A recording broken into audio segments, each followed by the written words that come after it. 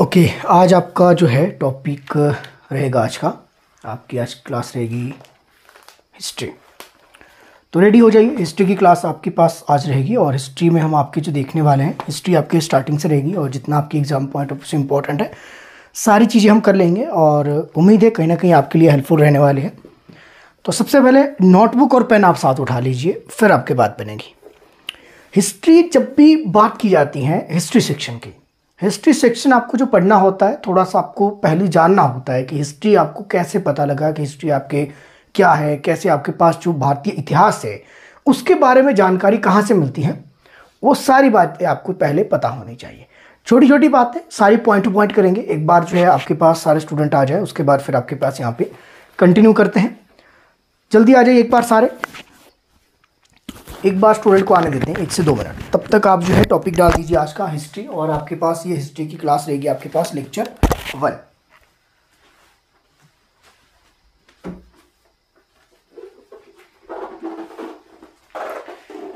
ठीक है, उम्मीद है आने लग गए हैं स्टूडेंट आपके, इतने हैं आपके पास आगे। सबसे पहले प्राचीन भारत का इतिहास के जो स्रोत हैं उसके बारे में बात करेंगे। प्राचीन इतिहास को जानने के लिए, आई होप वर्ड्स वगैरह आपके पास सब कुछ ठीक है। तो प्राचीन इतिहास को जानने के लिए सबको आपको देखना होता है, एक तो आपके साहित्यिक स्रोत आपके माने जाते हैं। साहित्यिक स्रोत का मतलब है जो साहित्य लिखे गए हैं, और साहित्यिक स्रोत में भी हम बात करेंगे 2 भागों में। एक आपके पास होते हैं ब्राह्मण साहित्य, जहाँ पे ब्लैक बोर्ड का यूज जरूरत पड़ेगी वहाँ ब्लैक बोर्ड का यूज आपके किया जाएगा। दूसरे होते हैं ब्राह्मणेतर साहित्य। ब्राह्मण साहित्य जो कि ब्राह्मणों द्वारा लिखे गए, ब्राह्मणेतर साहित्य जो ब्राह्मणों के बाद आपके लिखे गए। जैसे कि ब्राह्मण साहित्य की अगर मैं बात करूं तो ब्राह्मण साहित्य से आपको जानकारी मिलती है भारतीय इतिहास की, कि किस तरह से भारतीय इतिहास था, किस तरह से वहां से धर्म था, किस तरह से चीज़ों को समझने की जो कोशिश है वो ब्राह्मण साहित्य से की गई। ब्राह्मण साहित्य में हम 4 चीज़ें पढ़ते हैं। 4 चीज़ें कौन सी हैं? पहले आपके पास है वेद, नोट डाउन आपने करना है साथ में।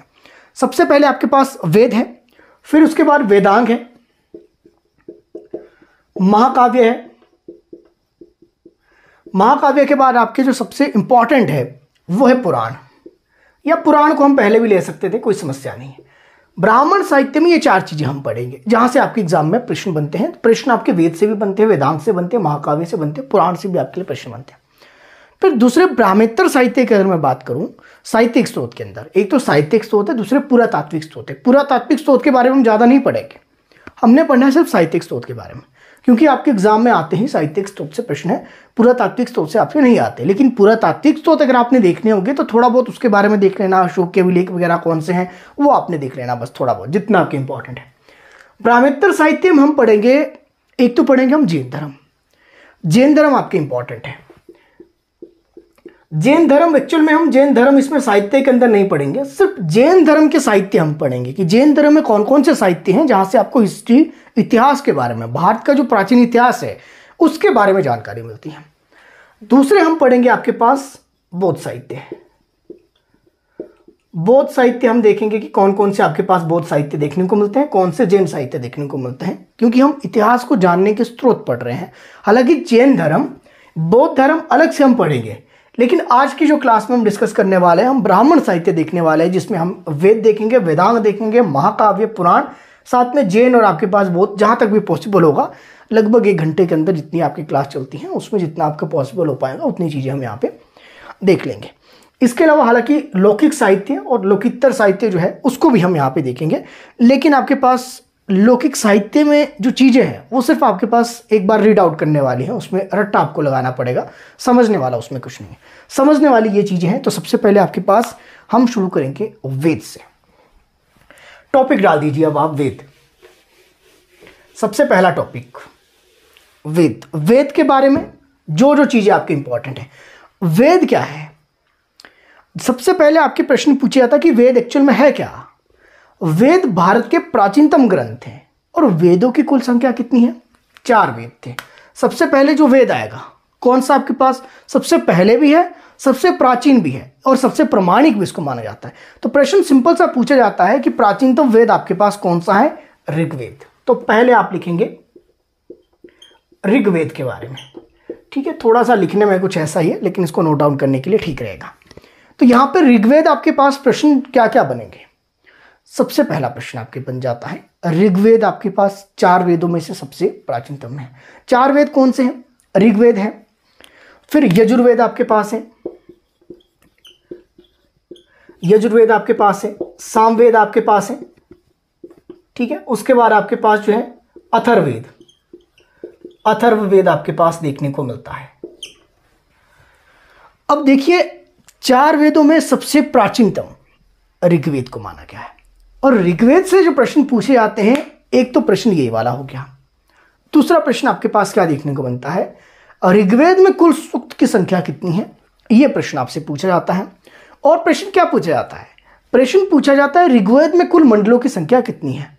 आप चाहे तो साथ में जो है अपने माइंड में आप जो है रख सकते हैं। अगर आप लाइव क्लास देख रहे हैं तो लाइव क्लास के साथ आप जो है कमेंट सेक्शन में कमेंट कर सकते हैं। अगर आपके लिए रिकॉर्डेड है तो रिकॉर्डेड में आप अपने माइंड में साथ साथ एज्यूम क्वेश्चन कर सकते हैं ताकि चीज़ें आपको समझ में आए। ऋग्वेद की हम बात कर रहे थे, तो ऋग्वेद में आपके पास जो है कुल कितने मंडल है प्रश्न बनता है, कुल कितने सूक्त है ये प्रश्न बनता है। तो एक एक चीजें देखेंगे। ऋग्वेद में आपके पास कुल मंडल की संख्या 10। मंडल ये मानकर चलिए कि जिस तरह से आपके पास जो है अध्याय होते हैं उस तरह से मंडल आपके देखने को मिलते हैं। तो ऋग्वेद में कुल अगर मंडल की बात करें तो 10 है। ऋग्वेद में कुल सूक्त, सूक्त को मानकर चलना जिस तरह से मंत्र होते हैं 1028। सीधे डायरेक्ट प्रश्न यही बनता है कि ऋग्वेद में जो है कुल सूक्त की संख्या कितनी है, कुल कितने मंडल आपके देखने को मिलते हैं। एक बार मैं साथ साथ चेक कर लेता हूं आपके लिए जो है बोर्ड पर विजिबल है सब कुछ। हाँ ठीक है, सब कुछ दिख रहा है आपको, तो फिर ठीक रहेगा। तो ये होगी हमारी 2 बातें। अब यहां पे सबसे पहले हम बात करेंगे कि आपके पास जो मंडल है ये 10 है। 10 मंडल में जो है प्रश्न अगर मंडल से पूछा जाए तो कैसे प्रश्न पूछा जाएगा, इसको पहले देख लेते हैं। 10 मंडल है, सबसे अंत में कौन सा मंडल जोड़ा गया है? अगर मंडल से प्रश्न बना तो ऐसे बनेगा, कुल संख्या है मंडल की 10, सबसे लास्ट में जो जोड़ा गया ऋग्वेद में पहला मंडल और 10वां मंडल, ये सबसे अंत में ऋग्वेद में इसमें जोड़े गए। बाकी आपके पास 2 से लेकर जो आपके पास 7 है या फिर 8 9 तक जो है वो आपके पास इसमें प्राचीनतम है। और इसमें सबसे अंत में जो आपके अंकित किया गया वो आपके पास पहला मंडल है और साथ में आपके पास 10वां मंडल आपके देखने को मिलता है। इसके अलावा प्रश्न और क्या बनते हैं कि इस मंडल में जो है किस मंडल में क्या क्या विशेषता है। जैसे कि आपके पास ऋग्वेद के 4थे मंडल में किसका उल्लेख है, 3रे मंडल में किसका उल्लेख है, ऐसे प्रश्न पूछे जाते हैं। तो इसको आप इसको साथ साथ लिख लीजिए, क्योंकि सारी चीजें तो पॉसिबल नहीं है यहां पे लिख पाना, तो आप यहां पे नोट डाउन कीजिएगा। सबसे पहले आपने क्या लिखना है, जो पहला और 10वां मंडल है सबसे अंत में इसको जोड़ा गया है, इसको क्षेपक कहा गया है। जिस मंडल को आपके पास सबसे लास्ट में जोड़ा गया है और पहला और 10वां मंडल ये दोनों सबसे अंत में ऋग्वेद में जोड़े गए हैं, इसको कहा जाता है क्षेपक। इसको आप पहले लिख लीजिए। दूसरी बात, 3रे मंडल की बात करेंगे। 3रा मंडल ऋग्वेद का इंपॉर्टेंट है। क्यों इंपॉर्टेंट है? क्योंकि ऋग्वेद का जो 3रा मंडल है उसमें जो है सूर्य देवता सवरित को समर्पित गायत्री मंत्र का उल्लेख है।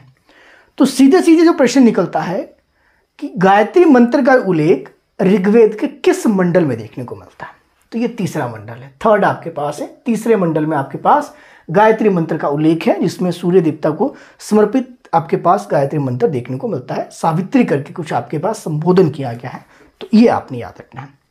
3रा मंडल हो गया। 3रे मंडल के बाद इंपॉर्टेंट कौन सा है? 3रे मंडल के बाद आप जो है सीधे चलिए कहां पर, 9वें मंडल पर आ जाइए। 9वां मंडल में किसका उल्लेख देखने को मिलता है, जहां से प्रश्न बनते हैं। ऋग्वेद के 9वें मंडल में किसका उल्लेख देखने को मिलता है? तो 9वें मंडल में देवता सोम का उल्लेख देखने को मिलता है। 9वां मंडल आपके इंपॉर्टेंट है। पहले और आपके 10वें की बात हमने शुरू में कर ली, ये तो सबसे लास्ट में जोड़ेगी, इसको क्षेपक कहा गया। 3रे मंडल में गायत्री मंत्र का उल्लेख है। 9वें मंडल में देवता सोम का उल्लेख है। यानी कि देवता सोम को ऋग्वेद का कौन सा मंडल आपके पास संबंधित है, तो आपके पास 9वां मंडल। अब इसी तरह आपके पास 8वां मंडल भी इंपॉर्टेंट है। 8वें मंडल में आपके पास जो है हस्तलिखी जो ऋचा है जिसको खिल कहा गया है, इसका उल्लेख देखने को मिलता है ऋग्वेद के 8वें मंडल में। अगर आपने 8वां याद रखना होगा तो आपने इसको 8 भी याद रख सकते हैं। ऋग्वेद के अगर 10वें मंडल की मैं बात करूं तो इसमें जो है चतुर्वर्ण्य जो व्यवस्था है, 4 वर्णों की जो बात की गई थी, 4 वर्ण आपको पता है कौन कौन से आपके पास हैं, तो चातुर्वर्ण्य जो व्यवस्था है उसका उल्लेख आपके पास ऋग्वेद के 10वें मंडल में देखने को मिलता है। ये आपके पास इंपॉर्टेंट देखने को मिलेगा। इसके अलावा अगर हम बात करें ऋग्वेद का 7वां मंडल भी इंपॉर्टेंट है। ऋग्वेद का 7वां मंडल क्यों इंपॉर्टेंट है? 7वें मंडल में जो है दशराज युद्ध के बारे में बात की गई है, तो 7वां मंडल भी इंपॉर्टेंट है। तो मंडल आपके कंप्लीट हो गए। तीसरा आपने याद रखना, 7th याद रखना, 8th याद रखना, 9th रखना या 10th आपने याद रखना। बस मंडल से अगर प्रश्न पूछे जाए किस मंडल में किसका उल्लेख है, बस ये वाली चीजें आपकी इंपॉर्टेंट है। मैं हट गया हूं साइड में, आप इसको यहां पे देख लीजिए। अब हम ऋग्वेद की बात कर रहे हैं। ऋग्वेद में तो ये प्रश्न बनते हैं। ऋग्वेद का जो पुरोहित है, जो उसका उद्गाता है या इसका जो पाठ करने वाला है, उसको होत्री कहा जाता है। होत्री, ये प्रश्न कई बार पूछा जाता है। ऋग्वेद के जो आपके पास पाठ करने वाले को क्या कहा जाता है? होत्री। ये आप लिख लीजिए, ये इंपॉर्टेंट है। होत्री इसको कहा जाता है। सभी की हम बात करेंगे। अभी हमने ऋग्वेद की बात की, फिर हम यजुर्वेद की बात करेंगे कि यजुर्वेद के जो पाठ करने वाले व्यक्ति हैं उसको क्या कहा जाता है? उसको अध्वर्यु कहा जाता है। क्योंकि अगला हमने क्या करना है? अगला हमने करना है यजुर्वेद। इसको आप लिख लीजिए, अध्वर्यु इसको कहा जाता है। ये इंपॉर्टेंट आपके पास है। यजुर्वेद में दूसरा डाल दीजिए यजुर्वेद, क्योंकि अगर प्रश्न आपके बन गया ऋग्वेद से तो प्रश्न यही बनेंगे, इससे ज्यादा नहीं बनेंगे। ऋग्वेद में कुल मंडल कितने हैं? 10 मंडल है। सूक्त कितने हैं? 1028, 1028 सूक्त हैं।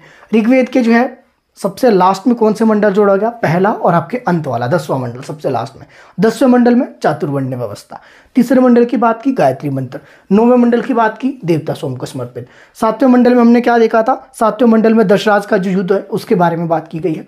8वें मंडल में हमने क्या देखा था? इसमें जो हस्तलिखित जो ऋचा है, हस्तलिखित जो मंत्र है, उनको खिल कहकर आपके पास उल्लेखित किया गया है ऋग्वेद का 8वां मंडल। तो यही आपके पास है। तो ऋग्वेद आपके पास इतना आपके इंपॉर्टेंट है ऋग्वेद से।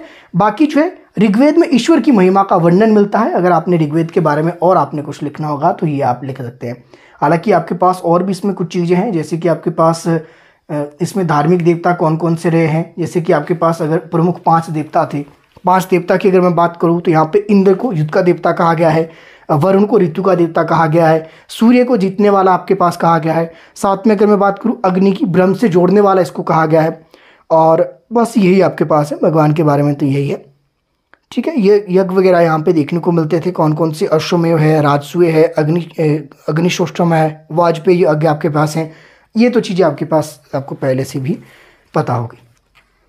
अब चलते हैं हम आपके पास यजुर्वेद की ओर, क्योंकि जो यज्ञ वगैरह की हमने बात की, हम यहाँ यजुर्वेद में बात करेंगे। और यजुर्वेद में जो पुरोहित होता है, जो यजुर्वेद के जो मंत्र वगैरह का जो उच्चारण है या इसका जो पाठ करता है, इसमें जो पुरोहित है उसको अध्वर्यु कहा जाता है। ठीक है, यहाँ पे अध्वर्यु ऑलरेडी लिखा है। यजुर्वेद पे आ जाइए। दूसरा आपके पास मंडल यजुर्वेद। यजुर्वेद आपके पास दूसरा वेद आपके पास यहाँ पे देखने को मिलेगा। पहले हमने कर दिया ऋग्वेद। ऋग्वेद से प्रश्न बनने की संभावना जो थी हमने देख ली। यजुर्वेद से आपके क्या क्या प्रश्न बनेंगे इसको आप ध्यान से दें।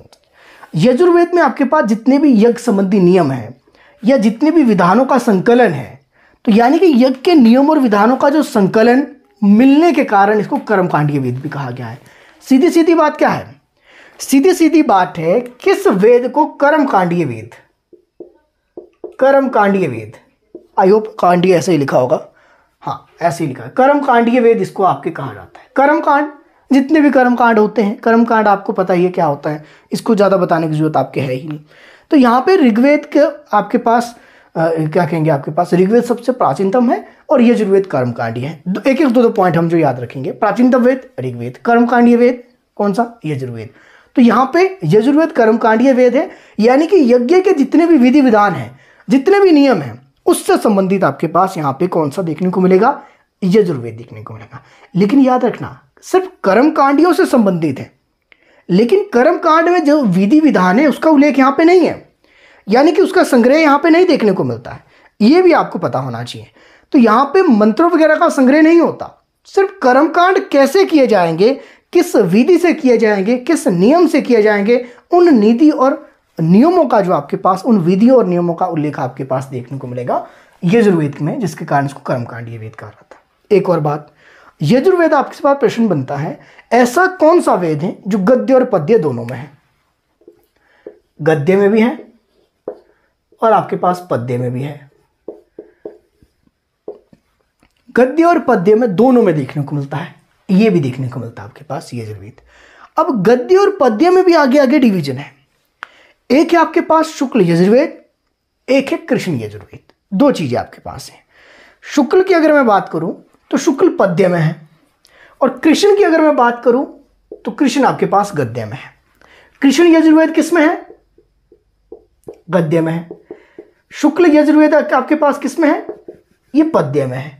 अब इस तरह से गद्य को याद रखना कि भगवान श्री कृष्ण की गाथाओं का गान किया जाता है। गायन, गद्य, मतलब गद्य वैसे तो नहीं होता ये वाला, लेकिन इसको लिंक करने के लिए भगवान श्री कृष्ण की गाथा आपने सुनी है, ग से गाथा से याद रख लीजिए, गायन से याद रख लीजिए। गद्य अगर आपसे पूछा जाए कि कौन सा वेद आपके पास गद्य और पद्य दोनों में है, तो आपके पास रिप्लाई होगा आपके पास यजुर्वेद। और यजुर्वेद में आपके पास आगे जो डिवीजन हुआ है, गद्य में आपके पास कृष्ण यजुर्वेद है और पद्य में आपके पास शुक्ल यजुर्वेद है। तो ऐसे प्रश्न बन सकता है अगर यजुर्वेद से प्रश्न बना। तो यहाँ पे ये सारी चीजें आपके देखने को मिलेगी, क्योंकि ये कर्मकांडीय वेद है। यजुर्वेद कर्मकांडीय वेद है, तो जितने भी कर्मकांड है, बलिदान वगैरह है, जितने आपके पास यज्ञ के समय नियम और विधियां कुछ उसकी होती हैं, उन नियम और विधियों के अनुसार ही किसी तरह का यज्ञ आपके किया जाता है। यज्ञ ऐसे थोड़ी नहीं होगा, उसके कुछ विधि होते हैं, कुछ विधान होते हैं, उन विधानों से संबंधित आपके पास यजुर्वेद देखने को मिलता है। तो ऋग्वेद में हमने देखा प्राचीनतम वेद, मंडल हमने देखे। यजुर्वेद में हमने देखा कि ये किस जो है गद्य में है, पद्य में है, ऐसा कौन सा वेद है, गद्य पद्य दोनों में ऐसे प्रश्न। और यहाँ पे नियम और विधानों के बारे में हमने बात की। और इसके जो पाठ करने वाला जो पुरोहित होगा उसको अध्वर्यु कहा जाता है। ओके, सॉरी, उसको क्या कहा जाता है? उसको अध्वर्यु कहा जाता है। अब चलते हैं तीसरे पर। तीसरा आपके पास है सामवेद। तो सबसे पहले यही वाली बात करते हैं कि यहाँ पे जो सामवेद है, सामवेद के गान करने वाले को क्या कहा जाता है? सामवेद का जो गान करता है उसे उद्गाता कहा जाता है। उद्गाता हो सकता है कि कुछ बुक्स में आपके पास उदात्री भी आपके पास हो सकता है, ऐसा पॉसिबल है। तो दोनों आपके सही है। अगर आपके पास उदात्री आ जाता है तब भी ठीक है, उद्गाता भी आपके पास ठीक है। ये सामवेद के गान करने वालों को। तो सामवेद में जो पुरोहित होगा या सामवेद में जो आपके पास पाठ करने वाला होगा, जो इनके मंत्रों का जो उच्चारण करेगा, उसको उद्गाता कहा जाता है। ऋग्वेद में हमने देखा था, ऋग्वेद में जो गान करने वाला था, पाठ करने वाला, उसको होत्री कहा गया। उसके बाद हमने यजुर्वेद की बात की। यजुर्वेद में आपके पास उसको अध्वर्यु कहा गया। सामवेद में ठीक उसी व्यक्ति को जो आपके पास इसका गान कर रहा है उसको उद्गाता आपके कहा जाता है। अब सामवेद से जो प्रश्न बनेंगे, प्रश्न क्या बनेंगे? सामवेद, सबसे पहली बात, भारतीय संगीत की उत्पत्ति किस वेद से मानी जाती है? तो यहां पे सामवेद से। एक तो प्रश्न यही, संगीत की उत्पत्ति से या संगीत से संबंधित कौन सा वेद है, संगीत की उत्पत्ति किस वेद से मानी जाती है? तो आपके पास सामवेद से मानी जाती है। दूसरी अगर मैं बात करूं, सामवेद इसलिए भी आपके इंपॉर्टेंट है क्योंकि जो हमने यज्ञ की बात की थी, जो यजुर्वेद के अंदर की यज्ञ के जो नियम है, विधि विधान है, वो यजुर्वेद में है। अब इस विधि विधान और नियमों के अंतर्गत जिन मंत्रों का उच्चारण किया जाएगा, उन मंत्रों का संग्रह आपके पास सामवेद में है। तो यानी कि बात क्या हुई कि सामवेद में आपके पास यज्ञ के समय जितने भी आपके पास मंत्र हैं, जितना उनके मंत्रों का गायन किया जाता है, उन मंत्रों का संग्रह आपके कहाँ पे देखने को मिलेगा, किस वेद में देखने को मिलेगा? ये सामवेद में देखने को मिलेगा। तो मंत्रों के जो आपके यज्ञों के समय किए जाने वाले, गाए जाने वाले गायन जो मंत्र है, जो कुछ गायन विधियां हैं, वो संग्रह आपके सामवेद में है। हालांकि जो है क्या कहते हैं, आपके पास यज्ञ से संबंधी जो यजुर्वेद में आपके पास उल्लेख देखने को मिलता है, इसी कारण आपके पास उसको कर्मकांडीय वेद कहा गया है। यज्ञ के विधि और नियम यजुर्वेद में, और उन विधि और नियमों के समय जो आपके पास मंत्र है, उन मंत्रों का संग्रह आपके पास सामवेद। इसको एक बार आपने ध्यान से समझ लेना कि क्या मैं कह रहा हूं। सामवेद में जो है आपके पास जितने भी जो है यज्ञों के समय गाए जाने वाले मंत्र है, उसका संग्रह यहाँ पे देखने को मिलता है। अब इसका संग्रह है तो सीधे सीधे आप इसको लिंक कर लिया यहाँ पे संगीत से। जो मंत्र वगैरह है, गायन विधि जो होती है, वो संगीत के माध्यम से देखने को मिलती है। तो मंत्र और संग्रह आपके सामवेद में है। हालांकि विधि और नियमों का उल्लेख आपके पास यजुर्वेद के अंतर्गत देखने को मिलता है। किस विधि से कौन सा यज्ञ किया जाएगा, यज्ञ के बारे में हमने बात की। राजसूय यज्ञ आपके पास है, आपने अश्वमेध के यज्ञ के बारे में सुना है, कोई भी यज्ञ आपके पास है, उन सभी की जो है विधि विधान आपके पास यजुर्वेद में देखने को मिलेंगे। उन यज्ञों में गाए जाने वाले मंत्रों का संग्रह आपके पास सामवेद में देखने को मिला। तो अगर सामवेद से प्रश्न बना तो ये आपके पास प्रश्न यहाँ पे बनता है। अब चलते हैं अगला, एक बार मैं हट के आऊँ, आपने इसमें से लिखना होगा तो लिख लेना। तीसरे की हम बात कर रहे थे सामवेद की। अब इसके बाद नेक्स्ट जो आपके पास है अथर्ववेद। अथर्ववेद की अगर मैं बात करूं तो सबसे पहले हम बात करेंगे इसका जो आपके पास गायन करने वाला व्यक्ति है, या फिर हम कहेंगे कि इसका जो पाठ करवाने वाला व्यक्ति है, उसके बारे में बात करेंगे। तो उसको कहा जाता है पुरोहित। पुरोहित उसको कहा जाता है। कई जगह इसको पुरोहित कहा जाता है, कुछ जगह इसको ब्रह्मा भी कहा जाता है। तो आपने दोनों का याद रखना है। जिस तरह से इसको उद्गाता भी कहा जाता है, उदात्री भी कहा जाता है, उस तरह से पुरोहित भी कहा जाता है, और आपके पास इसको ब्रह्मा भी कहा जाता है। तो दोनों चीजें आपको यहाँ पे याद रखनी है। अब हम बात कर रहे हैं किसकी? अथर्ववेद की। तो इसको हम हटा देते हैं। अब यहाँ पे लिखते हैं हम आपके पास अथर्ववेद।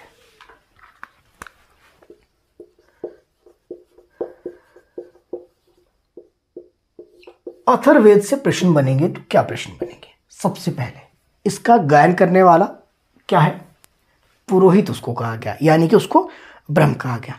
दूसरी बात यहाँ पे जो क्या करी जाएगी, इसके अंदर हम किसके बारे में पढ़ते हैं? इसके अंदर हम पढ़ते हैं जितने भी आपके पास जो रोग वगैरह है, रोग निवारण के बारे में, जादू टोना के बारे में, तंत्र मंत्र, जितनी भी विद्या है, उन विद्या का उल्लेख आपके पास किस वेद के अंदर देखने को मिलता है? ऋग्वेद के अंदर देखने को मिलता है।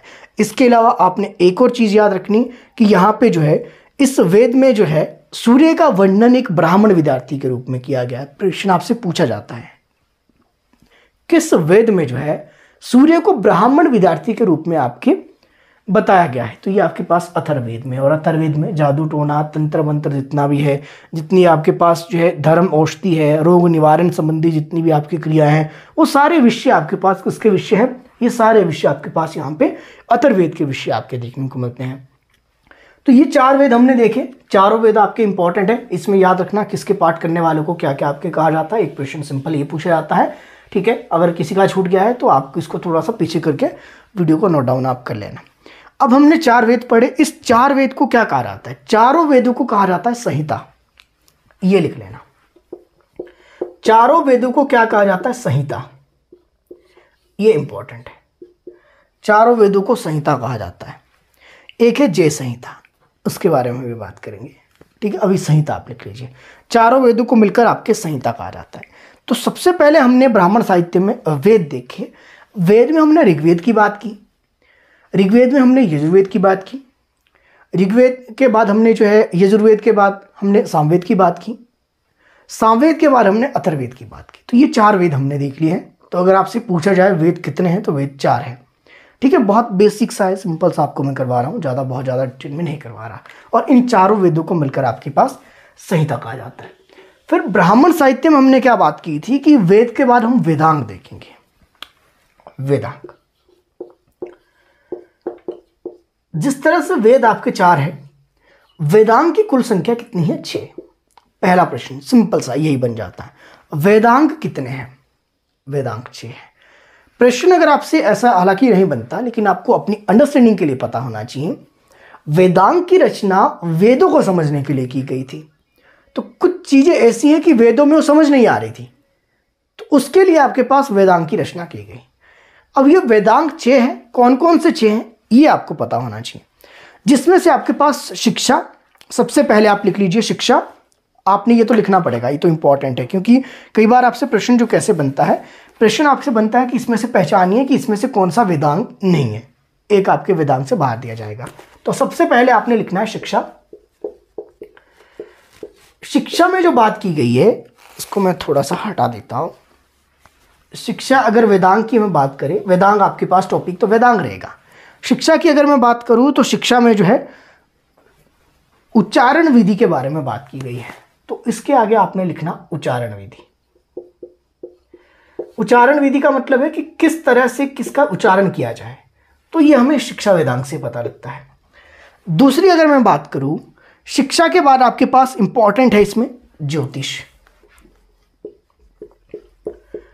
ज्योतिष, ज्योतिष आप क्या समझते हो? ज्योतिष से क्या लगता है आपको? जादू टोना करेंगे ज्योतिष वाले?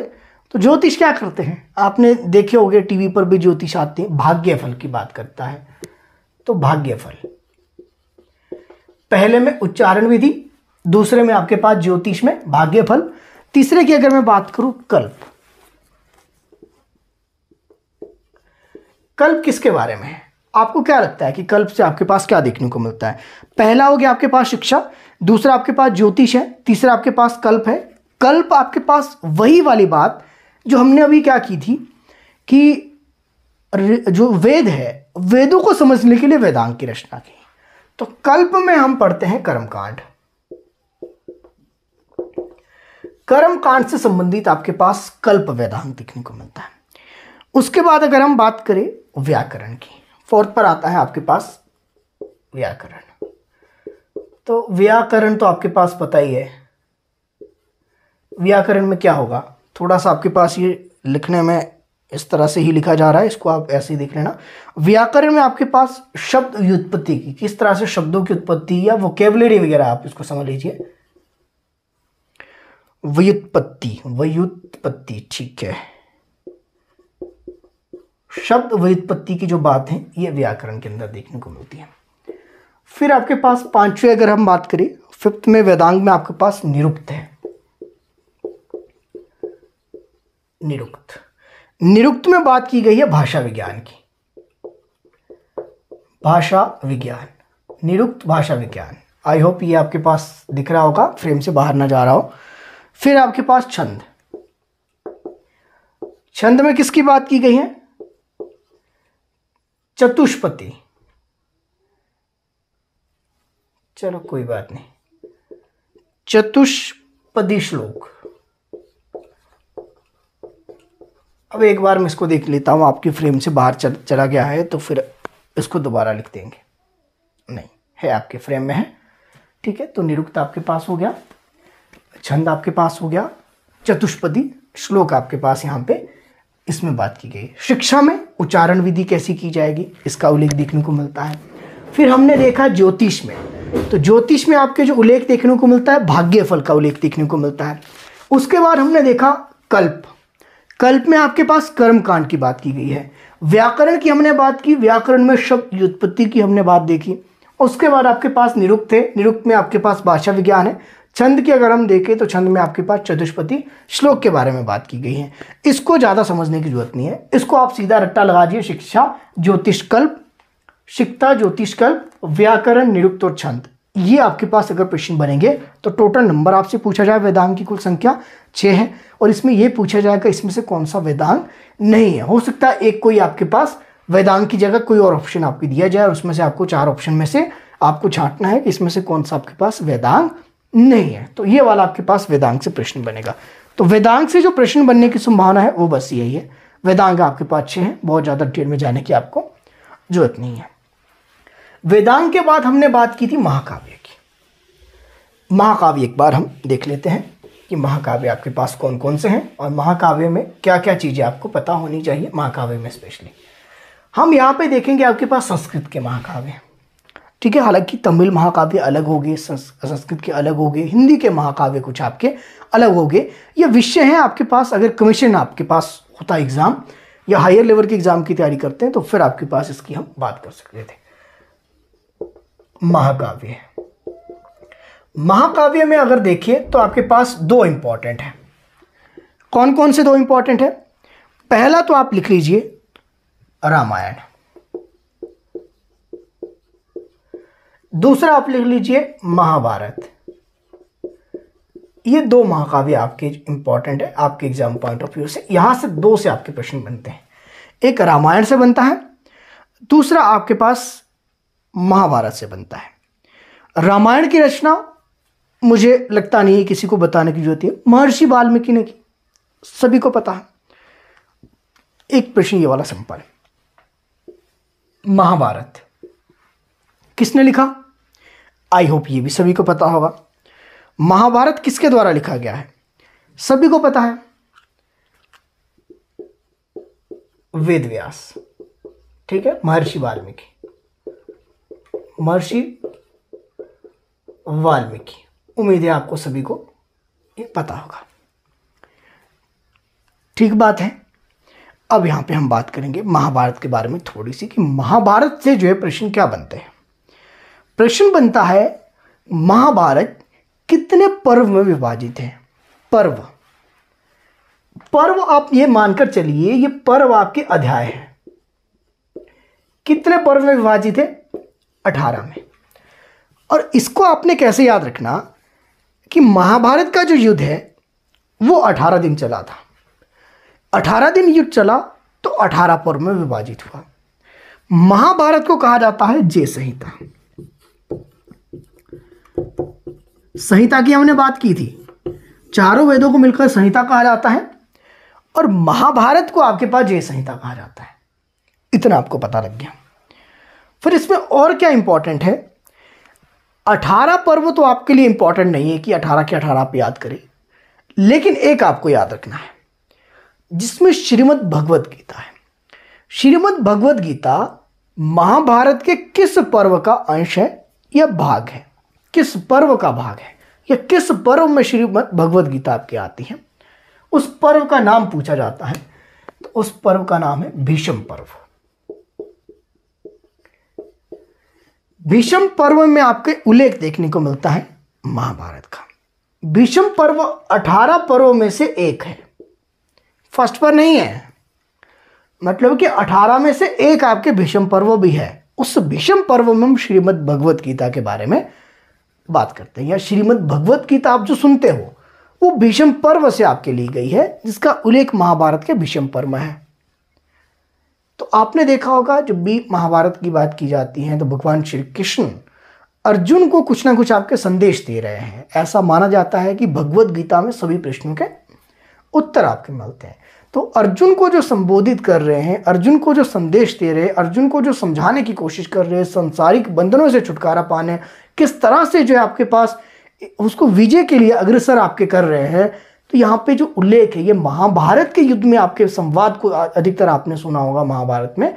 तो आपके पास श्रीमद् भगवत गीता आपके पास, उसमें ये सारा उल्लेख आपके देखने को मिलता है। 18 दिन तक चला था, तो ये भी कई बार आपके इंपॉर्टेंट है। अच्छा, कई बार प्रश्न ये भी पूछ लिया जाता है जो महाभारत का युद्ध है किसने इसको अपनी आंखों से देखा था? ये प्रश्न कई बार आ जाता है। अब ये आपके लिए क्यूरियोसिटी बढ़ाने के लिए आपके लिए होमवर्क का ये प्रश्न रहेगा। आगे चलते हैं। महाकाव्य हमने देख लिए, रामायण और महाभारत दो हमने बात की। जितनी इंपॉर्टेंट चीज़ें मुझे लगता था कि आपके लिए इंपॉर्टेंट है वो हमने देख लिया। फिर आते हैं पुराण पर। पुराण के बारे में बात करते हैं कि पुराणों की कुल संख्या कितनी है। ये आपके पास पुराण। अगला, अभी हम ये चीजें कर रहे हैं जिससे हमें भारत के इतिहास का या भारत का जो प्राचीनतम इतिहास है उसकी जानकारी जो मिलती है।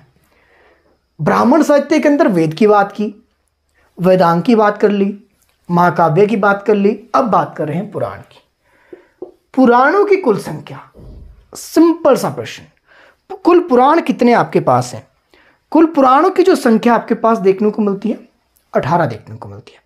अच्छा, पुराणों का जो संकलन करता है किसे माना जाता है? लोमहर्ष। ये आपने लिख लेना, लोमहर्ष। और इनके साथ एक और थे, क्या नाम था उनका? उग्रश्रवा। उग्रश्रवा, इन दोनों को आई होप उग्रश्रवा कुछ ऐसे ही लिखा होता है, उग्रश्रवा। ये दो हैं, लोमहर्ष और उग्रश्रवा। इनको पुराणों का संकलन करता माना जाता है। अब 18 पुराण है, 18 के 18 पुराण तो पॉसिबल नहीं है। जो इंपॉर्टेंट है या जहां से प्रश्न बनते हैं उन पुराणों की बात कर लेते हैं। पुराणों में सबसे जो है प्राचीनतम पुराण माना जाता है मत्स्य पुराण। मत्स्य पुराण आपके पास इंपॉर्टेंट है। पहली बात यह होगी प्राचीनतम पुराण कौन सा है? मत्स्य पुराण। अच्छा, जितने भी ये पुराण हैं, एक और बात याद रखना, पुराणों की संख्या कितनी है? 18 है। जितने भी ये पुराण है 18 में से एक आपके पास मत्स्य पुराण है। इन सभी पुराणों से हमें किसी ना किसी राजवंश के बारे में जानकारी मिलती है। अब हमने मत्स्य पुराण, प्राचीनतम पुराण तो है, लेकिन जानकारी किसके बारे में मिलती है, किस वंश के बारे में जानकारी मिलती है? तो आप इसको लिख लीजिए, आंध्र सातवाहन वंश। आंध्र सातवाहन वंश के बारे में आपकी जानकारी। आंध्र सातवाहन वंश के बारे में जानकारी किस पुराण से हमें मिलती है? मत्स्य पुराण से। ये बहुत ज्यादा इंपॉर्टेंट है। और एक चीज याद रखना, भगवान विष्णु के 10 अवतारों की चर्चा भी इसी मत्स्य पुराण में हुई है। अगर आपसे पूछा जाए कि भगवान विष्णु के 10 अवतारों का उल्लेख या चर्चा किस पुराण में देखने को मिलती है? मत्स्य पुराण में। और ये आपके पास 18 पुराणों में सबसे प्राचीनतम पुराण आपके माना जाता है। इसके अलावा और इंपॉर्टेंट है आपके पास, जिस तरह से मत्स्य इंपॉर्टेंट है उस तरह से आपके पास वायु पुराण भी इंपॉर्टेंट है।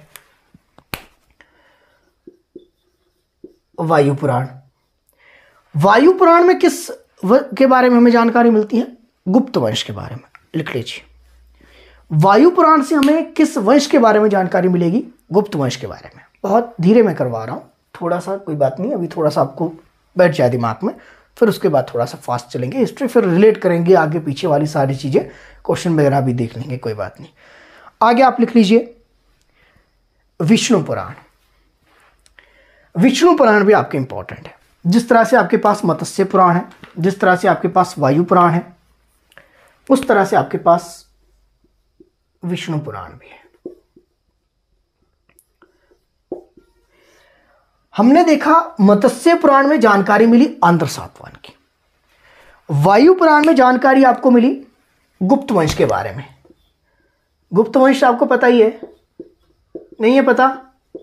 कोई बात नहीं, आगे तो हम कर ही लेंगे सातवाहन वगैरह। अभी जब हम देखेंगे 16 महाजनपद, 16 महाजनपद में से हम बात करेंगे मगध साम्राज्य की। मगध साम्राज्य सबसे विशाल था। उसी मगध साम्राज्य में आगे वंश हम जब देखेंगे, जिसमें आपके पास हरेक वंश है, शिशुनाग वंश है, नंद वंश है, मौर्य वंश है, फिर उसमें ही आगे जाकर आपके गुप्त भी आएंगे और आगे जाकर आपके पास आंध्र सातवाहन भी हम देखेंगे। ये कड़ी वहां से शुरू होगी, 16 महाजनपद से ही आपके पास स्टार्ट होगा। तो अभी फिलहाल हम बात कर रहे थे आपके पास विष्णु पुराण की, जिसमें जो हमें जानकारी मिलती है मौर्य वंश के बारे में। मौर्य वंश वही जो आपके पास, मैंने किसके बारे में बात की? अभी जो बात की 16 महाजनपद में मगध साम्राज्य जब देखेंगे तो हरेक वंश आपके पास आएगा, शिशुनाग आएगा, नंद आएगा, नंद के बाद ये मौर्य वंश आएगा। इस मौर्य वंश के बारे में जानकारी जो हमें कहां से मिली थी? ये विष्णु पुराण से मिली थी। और विष्णु पुराण 18 पुराणों में से एक है। तो इस तरह आपने जो याद रखने हैं वो लगभग आपके पास 3 इनको याद करके चलिए। पुराणों में पुराण तो 18 है, लेकिन जो सबसे ज्यादा इंपॉर्टेंट है उसमें मत्स्य पुराण, आंध्र सातवाहन वर्ग के। हालांकि मत्स्य पुराण तो इसलिए भी इंपॉर्टेंट है क्योंकि विष्णु के 10 अवतारों की चर्चा इसमें देखने को मिलती है। हालांकि विष्णु पुराण अलग है, जिसमें मौर्य जो आपके पास वंश के बारे में जानकारी मिलती है, मौर्य साम्राज्य के बारे में। उसी तरह वायु पुराण है। वायु पुराण में गुप्त शासकों के बारे में हमें जानकारी मिलती है कि गुप्त शासक कौन थे, किस शासक के बाद कौन सा आया। तो यानी कि हम क्या पढ़ रहे हैं?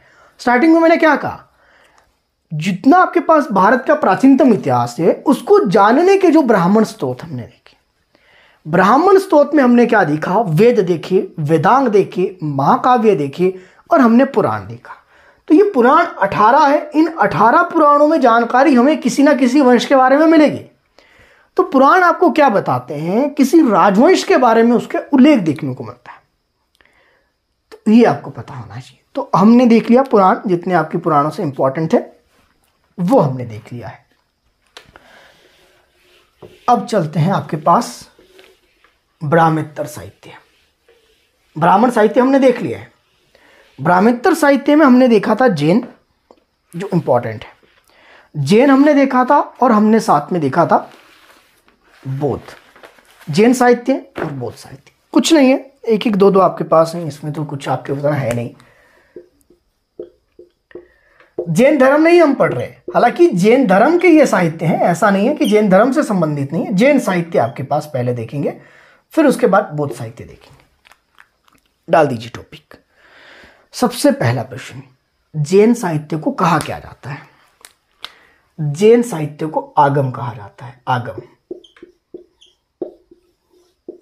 ये पता होना चाहिए। दूसरी बात, जैन ग्रंथों में अगर हम देखें तो सबसे ज्यादा इंपॉर्टेंट, या जैन साहित्यों में जो सबसे ज्यादा इंपॉर्टेंट है, जिसमें जो है जैन धर्म का प्राचीनतम इतिहास और साथ में जितने भी जैन धर्म के तीर्थकर हुए, तो सभी को पता है जैन धर्म में कितने तीर्थकर थे? 24 तीर्थकर थे। पहले इंपॉर्टेंट है, 23rd इंपॉर्टेंट है, 24th इंपॉर्टेंट है। करेंगे बात उसके बारे में कि पहले कौन थे, 23rd कौन थे, 24th कौन थे, जब जब जैन धर्म के बारे में बात करेंगे। अब इसमें जो है इनकी जीवनी और प्रारंभिक जीवन या इनकी जीवनी से संबंधित जो है कल्प सूत्र में उल्लेख देखने को मिलता है। तो कल्प सूत्र क्या हुआ? जैन साहित्य में एक है कल्पसूत्र। इस कल्पसूत्र में जैन धर्म के जितने भी आपके पास अनुयायी कहेंगे आप, या जैन धर्म से संबंधित जितने आपके पास क्या कहेंगे इन्हें, जैन धर्म के प्रारंभिक तीर्थकर इन्हें कहेंगे, जैन धर्म के जितने भी तीर्थकर हुए उन तीर्थकों के बारे में जानकारी हमें मिलती है जैन साहित्य के कल्पसूत्र से। ये कल्पसूत्र किसने लिखा था, कल्पसूत्र किसकी रचना है, तो ये भी आपको पता होना चाहिए। कल्पसूत्र भद्रबाहु, भद्रबाहु की रचना है कल्पसूत्र। तो भद्रबाहु के कल्पसूत्र से जैन धर्म के साहित्य के बारे में और जैन धर्म के जितने भी तीर्थकर हुए उनके बारे में जानकारी मिलती है। अब हमने जो है, जब जैन धर्म हम पढ़ेंगे, जैन धर्म में आपने देखना कि पहले आपके पास ऋषभदेव थे, फिर पार्श्वनाथ 23rd है, फिर आपके पास 24th महावीर स्वामी है। ये जो है इनका सीक्वेंस है, इनके जो जीवन में कुछ एक घटनाएं घटी वो हमें जानकारी यहाँ पे कल्पसूत्र से पता लगी। हमें कैसे पता लगा कि जैन धर्म में आपके पास 24 तीर्थकर हुए, इस कल्पसूत्र से लगा। कितने तीर्थकर थे वो जानकारी कहाँ है, कल्पसूत्र में। ये कल्पसूत्र किसने लिखी, भद्रबाहु ने। अभी हम जितनी भी चीजें देख रहे, पुराण हमने देखे, पुराण भी तो लिखित है। पहले क्या था, लिखित ही तो था सब कुछ। जब तक लिखने का आविष्कार नहीं हुआ तब तक तो अपने अभिलेख वगैरह आपने देखे तो वो भी तो लिखने पर ही था, कहीं ना कहीं कुछ ना कुछ अंकित है। बेशक वहां पे चित्रात्मक लिपि रही थी, वो अलग विषय है।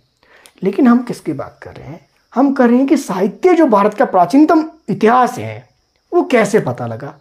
तो यहाँ पे एक स्रोत जैन साहित्य रहे। जैन साहित्य ने बताया कि जैन धर्म में कितने तीर्थकर हुए, उन तीर्थकरों की जीवनी में आपके पास क्या क्या घटनाएं घटी और उनसे संबंधित जो बातें हैं वो इस कल्पसूत्र में है, जिसकी रचना आपके भद्रबाहु ने की है। इसके अलावा जैन धर्म में आपके पास और जो इंपॉर्टेंट ग्रंथ है, परिशिष्ट पर्वन, इसको लिख लीजिए आप। इसको मैं लिख नहीं रहा हूं, परिशिष्ट पर्वन, परिशिष्ट पर्वन लिख लीजिए। फिर आप यहां पे लिखेंगे आपके पास, पहले आप परिशिष्ट पर्वन लिख लीजिए, तब तक मैं आपके पानी पी लेता हूं। परिशिष्ट पर्वन,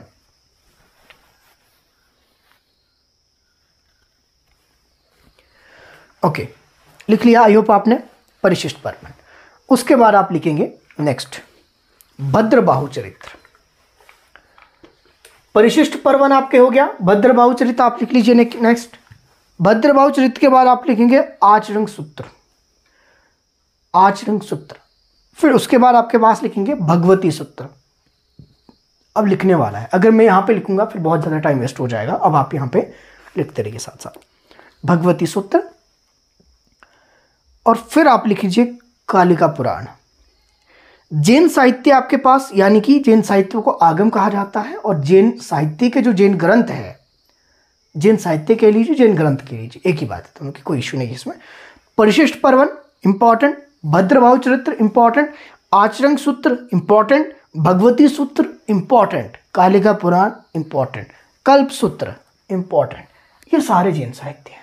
तो इससे हमें जो है भारत के इतिहास के बारे में जानकारी मिलती है। भारत में जैन धर्म के कौन कौन से अनुयायी थे उनके बारे में जानकारी हमें जैन साहित्य के इनसे मिलती है। जैन साहित्य के बाद आ जाइए बौद्ध साहित्य पर।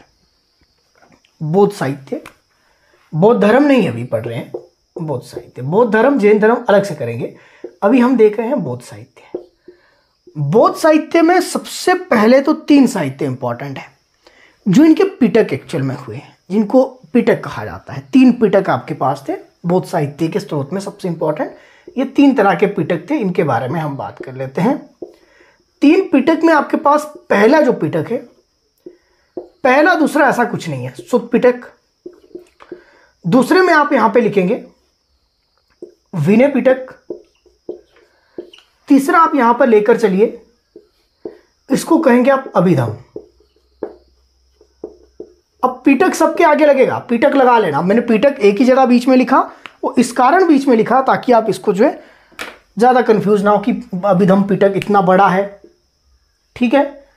सुत्त पिटक आपके पास हो गया, विनय पिटक हो गया, ये 3 है। ये सारे बौद्ध धर्म के अंदर आपके देखने को मिलेंगे। बौद्ध धर्म के आपके पास 3 पिटक, 3 पिटक में आपके पास कौन कौन से, सुत्त पिटक और विनय पिटक, अभिधम पिटक। अब इसमें क्या क्या जानकारी मिलती है ये इंपॉर्टेंट है। जो त्रिपिटक है एक्चुअल में, ये जो 3 पिटक है, बुद्ध की जो शिक्षाएं हैं वो इन 3 पिटक में संकलित है। अब बुद्ध ने जो शिक्षाएं दी है, बुद्ध कौन है? बौद्ध धर्म में आप देखेंगे महात्मा बुद्ध के बारे में बात की गई है, जो पहले सिद्धार्थ हुआ करती थी, जो कि आपके पास क्या कहेंगे, आपके पास राजवंश से संबंधित व्यक्ति थे, या आपके पास राजकुमार हुआ करते थे, और जिनके लिए पहले ही भविष्यवाणी आपके की जा चुकी थी कि ये आगे जाकर बहुत बड़े संत आपके हो गए। लेकिन उनके पिता ने उनके लिए इतना ऐशो आराम सुविधाएं आपके कर दी कि उनको जो है संत बनने की ओर जो ना जा पाए। लेकिन एक बार वो गलती से बाहर निकल जाते हैं, कहीं जा रहे होते हैं, फिर उसके बाद उन्होंने जब व्यक्तियों को देखा, कैसे उनका हृदय परिवर्तन हुआ, बौद्ध धर्म में उसके बारे में बात करेंगे। तो फिलहाल जो है बौद्ध धर्म में जो है भगवान बुद्ध की जो शिक्षाएं हैं वो 3 पिटक में संकलित है। अभिधम पिटक, सुत्त पिटक, विनय पिटक। इसको आप यहाँ पे इनका सीक्वेंस कोई दिक्कत नहीं है, इसको पहले अभिधम कह लीजिए, पहले सुत्त कह लीजिए, पहले विनय कह लीजिए, ऐसा कुछ नहीं है पिटक 3 ही। अब किसमें क्या उल्लेख है ये इंपॉर्टेंट है। जैसे कि सबसे पहले अगर मैं बात करूं विनय पिटक की, विनय पिटक जो आपको बात करता है, विनय पिटक में बात की गई है जितने भी आपके पास बौद्ध धर्म से संबंधी, जितनी भी आचार संबंधी, जितनी आपके पास नियम संबंधी, आप सभी को पता होगा, किसी भी अगर आप संगठन के साथ या किसी भी धार्मिक संस्था के साथ आप जुड़ते हैं तो उसके कुछ नियम होते हैं, नियम और विधान। उन नियम और विधानों का संकलन जो है बौद्ध धर्म में जो कैसे आप प्रवेश कर सकते हैं उसका उल्लेख आपके जो कहाँ पे देखने को मिलता है, ये देखने को मिलता है विनय पिटक में।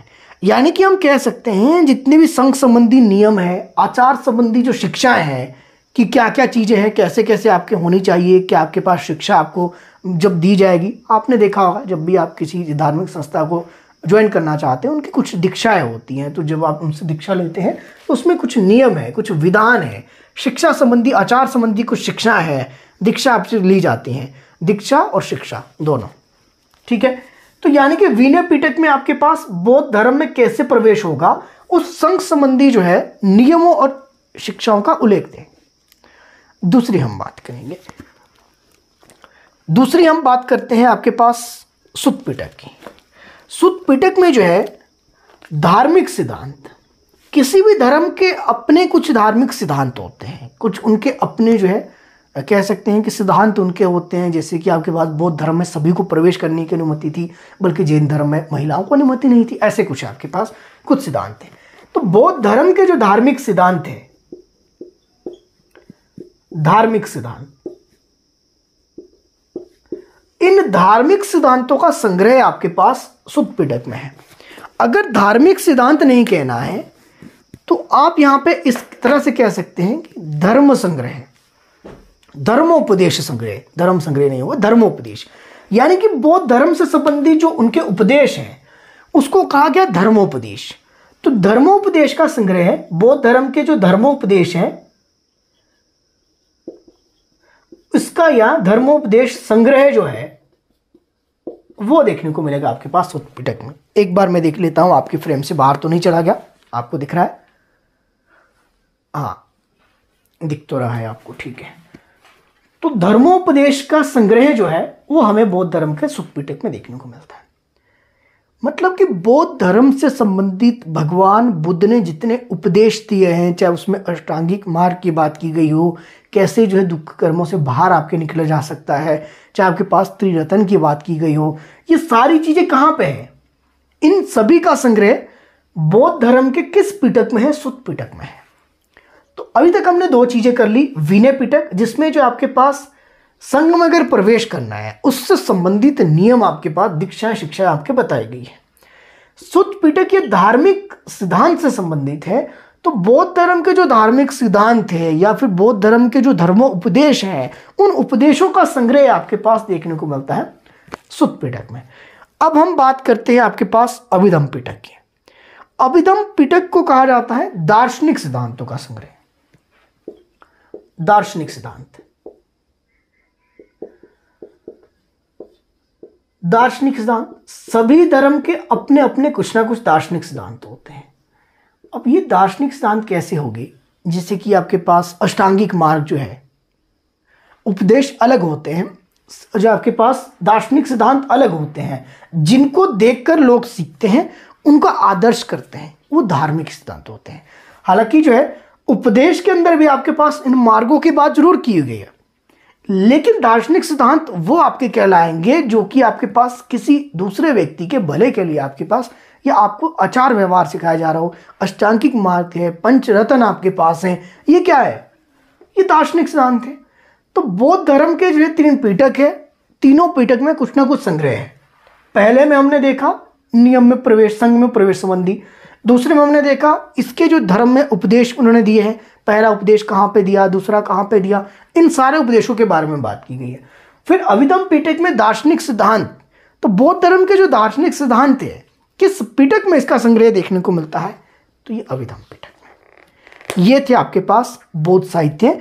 और बौद्ध साहित्य में और आपने 1-2 चीजें याद रखनी, जैसे कि आपने याद रखना कि बौद्ध साहित्य 2 भागों में डिवाइड हो गया था।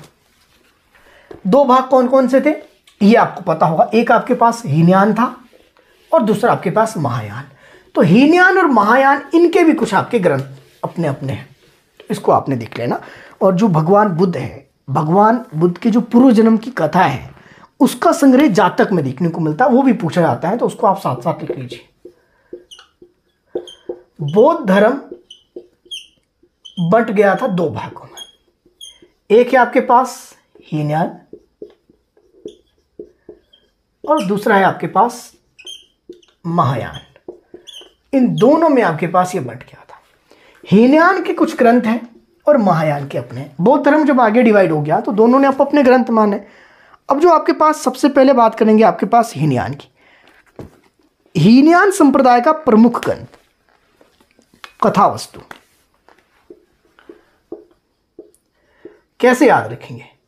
कुछ नहीं, जिसे आप कहते तथास्तु, आशीर्वाद देने के लिए कहते तथास्तु, हीनयान कहते थे कथास्तु, बस इनका ग्रंथ है। एक्चुअल में ये क्या है? एक ग्रंथ है। कथावस्तु ग्रंथ किसका है? हीनयान का है। यानी कि आपके पास हीनयान से संबंधित जब बात की जाएगी, हीनयान से संबंधित अगर आपको कुछ जानकारी चाहिए तो उसके लिए आपको पढ़ना होगा कथावस्तु। दूसरी हम बात करेंगे महायान की। महायान में आपके पास जो है 2 ग्रंथ हैं। एक है ललित विस्तार, ललित विस्तार ये महायान का है। दूसरे की अगर मैं बात करूं दिव्यावदान, दिव्यावदान ये दोनों ग्रंथ किसके हैं? ये आपके पास महायान के। तो दोनों आप देख लीजिए और दोनों आप लिख लीजिए। बौद्ध धर्म 2 संप्रदाय में बटा, हीनयान और महायान, जिसके बारे में पूरी जो है डिटेल में बात करेंगे जब हम इनके बारे में पढ़ेंगे। बौद्ध धर्म के बारे में पढ़ेंगे, जैन धर्म के बारे में पढ़ेंगे। अभी हम इनके बौद्ध साहित्य हम देख रहे हैं और जैन साहित्य देख रहे हैं। और क्यों देख रहे हैं? इसलिए देख रहे हैं क्योंकि भारत के प्राचीन इतिहास को जानने के स्रोत में ब्राह्मणेतर साहित्य भी उतने ही इंपॉर्टेंट जितने ब्राह्मण साहित्य थे। जितनी वेदों ने बात की, वेदांग ने बात की, महाकाव्य ने बात की, पुराणों ने बात की, उतनी जैन धर्म और बौद्ध धर्म के इन साहित्यों ने भी बात की है। ब्राह्मण साहित्य में लौकिक साहित्य भी आते हैं। जैन धर्म और महाधर्म आपके पास ये तो हमने कर लिए हैं, बौद्ध धर्म तो हमने कर लिए हैं। अब आगे देख लेते हैं लौकिक साहित्य। लौकिक साहित्य वैसे तो आपको कितना इसमें लिख सकते हैं, लिखने का इसमें पॉसिबल नहीं है, जितना पॉसिबल हो पा रहा है उतना तो मैं आपको लिख रहा हूं। टॉपिक आप डाल दीजिए लौकिक साहित्य।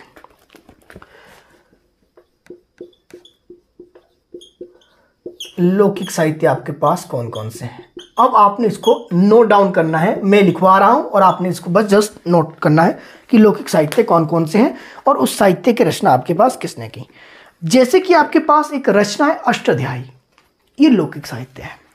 जो इंपॉर्टेंट है वो मैं लिखवा रहा हूं, बाकी जो ऑनलाइन क्लासेस वाले हैं उनको तो नोट्स मिल गए हैं, वो नोट्स से आपके देख लेना। बाकी के लौकिक साहित्य उसमें सारे प्राचीनतम साहित्य, लौकिक साहित्य सारे आपके नोट्स में कवर हैं। अब याद रखना अष्टाध्यायी की रचना किसने की?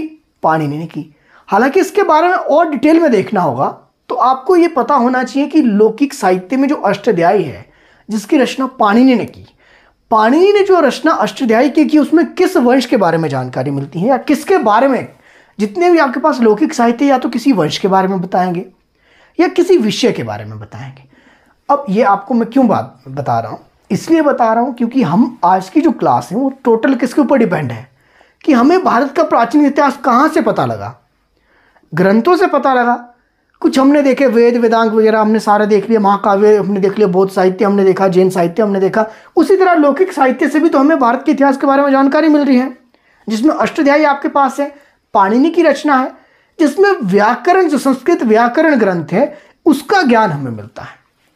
तो संस्कृत के बारे में जो जानकारी है वो अष्टाध्यायी से मिले, पाणिनि की। तो ये एक व्याकरण ग्रंथ था, जानकारी के लिए बता रहा हूं, हालांकि इतना ज्यादा आपको जाने की जरूरत नहीं है।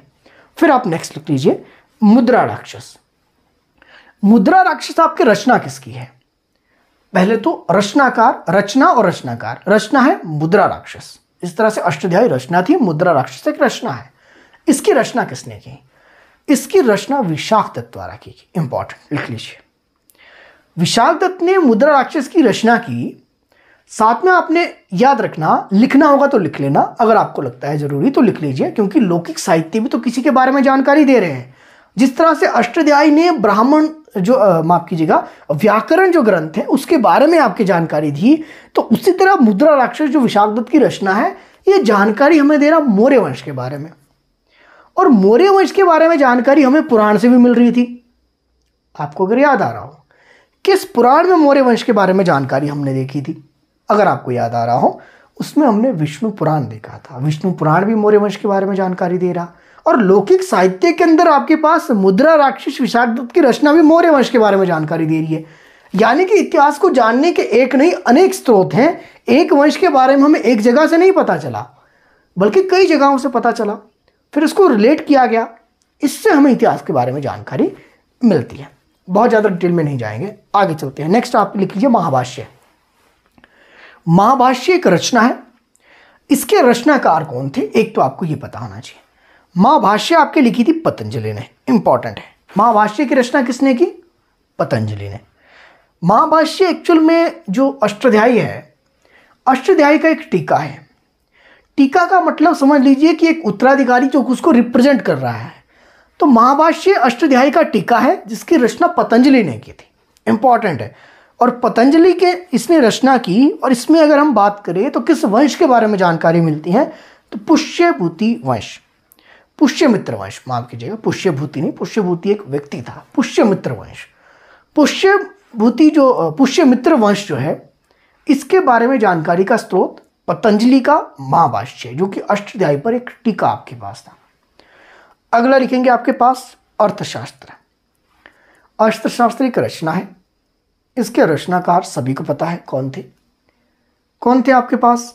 सभी को पता है। ये विषय राजनीति पर लिखी गई एक बुक थी। नाम इसका बेशक अर्थशास्त्र था, लेकिन लिखी ये राजनीति पर गई थी, जिसकी रचना आपके पास कौटिल्य ने की थी। और कौटिल्य के बारे में अगर आप जान रहे हो, अगर कौटिल्य की बात आ रही है, तो मुझे नहीं लगता कि आपको ये बताने की जरूरत नहीं है कि कौटिल्य किस वंश से संबंधित थे। और इस अर्थशास्त्र में अगर वंश के बारे में पूछा जाए तो किस वंश के बारे में जानकारी दी गई होगी? तो यहाँ पे कौटिल्य ने जो अर्थशास्त्र आपकी अपनी पुस्तक लिखी, जो कि पॉलिटी पर लिखी गई थी, जो कि एक लौकिक साहित्य का भाग है, इसमें जानकारी मिलती है मौर्य वंश के बारे में। तो मौर्य शासक ही तो थे चंद्रगुप्त मौर्य, और चंद्रगुप्त मौर्य के जो प्रधानमंत्री के रूप में नियुक्त थे कौटिल्य, कौटिल्य ही तो थे, जो कि उसके परामर्शदाता भी थे, प्रधानमंत्री भी उसके रहे। तो इन्होंने एक रचना लिखी अर्थशास्त्र। इस अर्थशास्त्र की हम बात कर रहे हैं, जो कि राजनीति के बारे में आपको बताता है, राजनीति विज्ञान। तो अगर आपने लिखना होगा तो फिर आप उसको लिख सकते हैं। आगे चलते हैं, और कुछ लौकिक साहित्य एक दो देख लेते हैं, जिसमें से आपके पास अगला है मृच्छकटिकम। रचना मृच्छकटिकम। इसके रचनाकार इसके हुए शूद्रक। मृच्छकटिकम रचना है शूद्रक की। जानकारी हमें किसके बारे में देते हैं? गुप्त काल के बारे में, गुप्त वंश के बारे में जानकारी हमें यहां से मिलती है। और गुप्त वंश के बारे में जानकारी हमने पुराण में देखी थी। किस पुराण में? वायु पुराण में। अगर आपको आज ही की क्लास का अगर लेट नहीं कर पा रहे हो, फिर समस्या रहेगी आपको, तो कोशिश करें चीज़ों को लर्न करने की। वायु पुराण हमने देखा था गुप्त वंश के बारे में जानकारी। अगर वही बात आपसे पूछी जाए कि किस लौकिक साहित्य में गुप्त वंश के बारे में जानकारी मिलती है, तो पता होना चाहिए। शूद्रक की रचना है मृच्छकटिकम। आगे चलते हैं, अगली रचना आपके पास है हर्षचरित्र। हर्षचरित्र किसने ये लिखी है? रचना है हर्ष चित्र, रचनाकार इसके कौन रहेंगे, लिख लीजिए बाणभट्ट। अब हर्ष चरित्र है, यानी कि हर्ष के चरित्र के बारे में बात की गई है। हर्ष मतलब हर्षवर्धन, तो हर्ष की जितनी भी उपलब्धियां हैं उससे संबंधित आपके पास यहाँ पे जानकारी हमें मिलेगी बाणभट्ट की रचना हर्ष चरित्र से। तो हर्ष चरित्र एक रचना है, रचनाकार इसके रहेंगे बाणभट्ट। आगे आप लिखेंगे पृथ्वीराज रासो। पृथ्वीराज रासो रचना किसकी है, चंद्रबरदाई, चंद बरदाई, इस तरह से लिख लीजिए, पहले चंद लिख लीजिए, ठीक है, चंद्रबरदाई।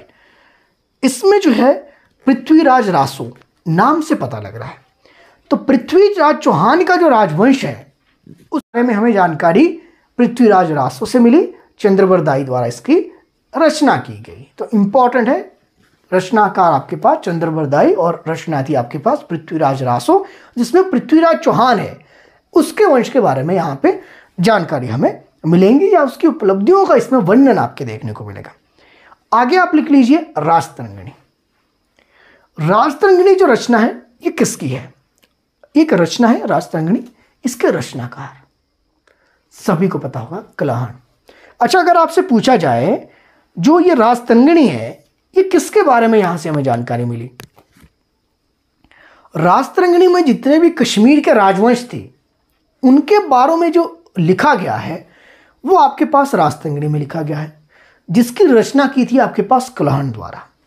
लौकिक साहित्य और भी बहुत सारे हैं, लेकिन जितने इंपॉर्टेंट थे मैं इंपॉर्टेंट आपको बता सकता हूं, तो ये इंपॉर्टेंट आपने अपने एग्जाम पॉइंट ऑफ व्यू से याद रखना। कुछ इसके अलावा आपके पास साहित्य और हुए जो कि लौकिक साहित्य में नहीं आते हैं, कुछ साहित्य और साहित्यकार और रहे जिनके बारे में आपको मैं बता देता हूं, जिसमें से आपके पास इंपॉर्टेंट है हितोपदेश, एक साहित्य है, इसकी साहित्यकार आपके नारायण पंडित। पंचतंत्र इंपॉर्टेंट है साहित्य, इसके साहित्यकार तो आप सभी को पता होगा विष्णु शर्मा। इसके बाद आपके पास ब्रह्म सिद्धांत किसने लिखा, ब्रह्मगुप्त द्वारा लिखा गया है। इसके अलावा आपके पास अमरकोश अमर सिंह द्वारा इसको लिखा गया है। मैं रिपीट कर रहा हूं, कोई बात नहीं, लिख लीजिए आप, हितोपदेश नारायण पंडित, पंचतंत्र विष्णु शर्मा, ब्रह्म सिद्धांत ब्रह्मगुप्त, अमरकोश अमर सिंह। हो गया, उम्मीद है। फिर आपके पास है मेघदूतम। मेघदूतम जो रचना आपकी रही किसकी थी, कालिदास की। और कालिदास की और रचनाएं आपने याद रखनी, मेघदूतम आपके पास है, ऋतुसंहार है, रघुवंश है, अभिज्ञान शाकुंतलम है, ये सभी रचनाएं किसकी है, कालिदास की है। इसके अलावा सूर्य सिद्धांत और आर्यभट्टियम, ये रचना आपके पास आर्यभट्ट की रहेगी, इसमें सूर्य सिद्धांत बहुत ज़्यादा इंपॉर्टेंट आपके पास है। इसके अलावा आपके पास कामसूत्र वात्स्यायन का है, कामसूत्र वात्स्यायन की रचना है, इंपॉर्टेंट आपके पास रहेगी। तो ये कुछ साहित्य आपके पास थे और कुछ आपके पास साहित्यकार थे। तो ब्राह्मण साहित्य और जो ब्राह्मेतर साहित्य है इससे हमें भारत के प्राचीनतम इतिहास के बारे में ये जानकारी मिलती है। तो डेफिनेटली आपके लिए यहाँ से 1 से 2 प्रश्न आपके बन जाएंगे, हो सकता है 2 भी बन जाए, हो सकता है 1 तो आपके निसंदेह यहाँ से बन ही जाता है, अधिकतर 2 भी हो सकते हैं, 3 भी हो सकते हैं। तो अभी आज की क्लास के लिए फ़िलहाल काफ़ी है, और बाकी आपके पास फिर यहाँ से आगे कंटिन्यू हम कल करेंगे, ठीक है। तो फिलहाल आपके पास हिस्ट्री का ये लेक्चर 1 आपके पास यहाँ पे रहेगा। तो बाकी आप सभी जा सकते हैं, बाकी आपके पास सब मिलते हैं अगली क्लास में।